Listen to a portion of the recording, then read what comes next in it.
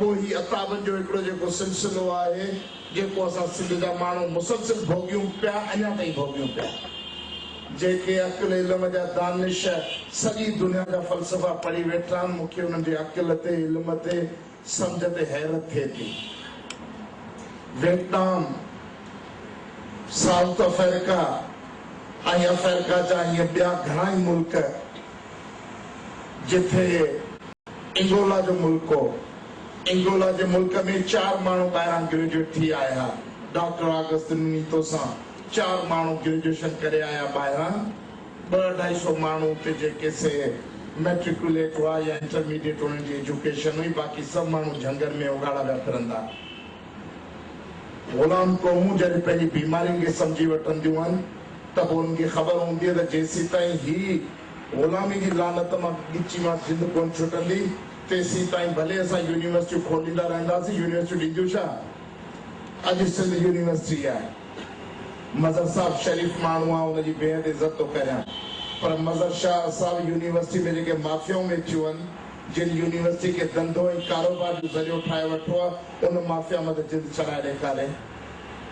छोकिरियुनि जूं इज़तूं नीलाम थियनि थियूं, उस्ताद ब्लैकमेल कनि था त तूं मूंसां दोस्ती रख आऊं तोखे पास कंदमि। 5-5 साल छोकिरियूं दरबदर हूंदियूं आहिनि, छोकिरा दरबदर हूंदा आहिनि। अहिड़ियुनि माफ़ियाउनि खां त यूनिवर्सिटी खे जिंद चढ़ायो। प्राइमरी जी त हूअं ई हालत बुरी आहे जिथे SJ खे 500 रुपया मास्तर खीसे में विझी करे पढ़ाइण वेंदो ई कोन्हे। उते त हूअं ई हालत आहे। 12,000 घोस्ट स्कूल आहिनि, 12,000 घोस्ट स्कूल आहिनि जंहिं ते ताला लॻल आहिनि, जंहिं ते वॾेरनि जूं औताकूं ठहियूं पयूं आहिनि। उन्हनि स्कूलनि मां जेके असांजा ॿार पढ़ी निकिरंदा उहे ऑक्सफोर्ड ऐं सिटी स्कूल ऐं इन्हनि जे माण्हुनि सां एंट्री टेस्ट में मुक़ाबिलो कंदा ऐं वॾी डिग्रियूं वठी जेको सिंध जी वॾी ख़िदमत कंदा, डॉक्टर इंजीनियर पैदा थींदा।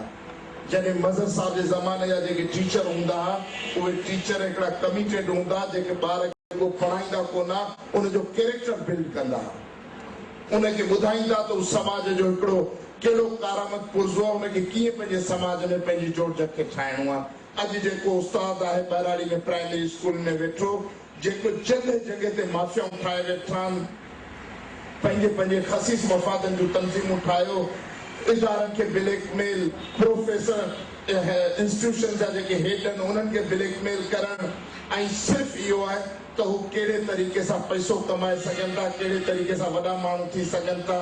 पोइ जेतिरो बि मुक़दस नालनि में ख़लीस तरीन जेको कमु करे सघनि था उहे कम खे लॻा पिया।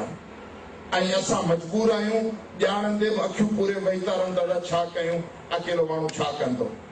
इन जे करे बुनियादी सिंध जो सवाल इहो आहे त सिंध मादरे वतन जेसीं ताईं सिंधियुनि जो पंहिंजे वतन ते इख़्तियार बहाल न थींदो तेसीं ताईं असां इन्हनि समूरी बुराइयुनि जो, बीमारियुनि जो मुक़ाबिलो करण जा ई अहल न थींदासीं।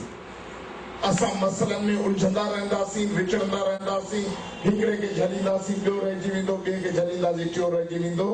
इन जे करे मुंहिंजी गुज़ारिश ई आहे, हिते असां समूरा दोस्त वेठा आहियूं, असां खां पंहिंजे वतन जो जेको इख़्तियार खसियो वियो आहे, मालिकी खसी वई आहे, त सिंध मादरे वतन कंहिंजो आहे। सिंध मादरे वतन कंहिंजो आहे, तारीख़ी तरह हुन जा मालिक केर आहिनि, ऐं सिंध मां पैदा थींदड़ समूरी जेका मिल्कियत आहे उनजो मालिक केर हूंदो, ऐं पोइ असां हिन सॼे खिते में पंहिंजो जेको तालुक़ ऐं रिश्तो कीअं जोड़ींदासीं। जेसीं ताईं इन सूरत-हाल खे असीं नथा सम्झूं तेतिरे ताईं त असां हिननि अज़ाबनि मां कोन छॾंदासीं।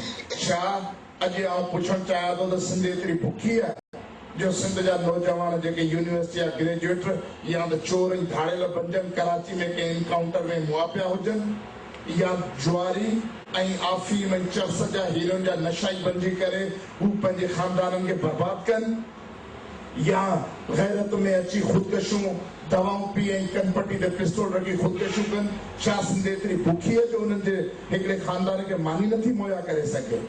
सिंध अॼु बि 400 अरब रुपया पैदा करे थी। असां दुबई जे अरबनि खां बि अमीर माण्हू थी सघूं था। सिंध जा माण्हू उन जा वारस केर आहिनि? तेल गैस कोयले हिन सॼे कराची जे बंदर जा मिल्कुनि जा वारस केर आहिनि? 4 असांजा सनतकार सिंधी पैदा थिया आहिनि, 4। पर उन्हनि खां पुछो त उन्हनि जे कारखाननि में सिंधी मुलाज़िम केतिरा आहिनि? उन्हनि वटि चौकीदार जेको रिटायर्ड आर्मी वारो सिपाही आहे, उनजे गेट ते चौकीदार बोर्ची को कश्मीरी अथसि या कोन अथसि, ऐं उन वटि जेको टेक्निकल माण्हू उहो किथां जो आयल आहे।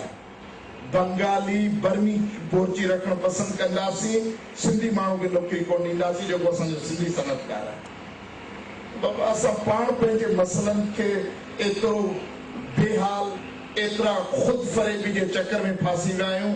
असां पंहिंजूं जेके उहे फिलासफ़ी ऐं थ्योरियूं ठाहे छॾियूं आहिनि त हर माण्हू चवे थो त आउं अकेले कुल मूं वटि वॾी थ्योरी आहे, ऐं मुंहिंजी ॻाल्हि ते हलो ऐं क़ौम खे ॾियारींदुसि।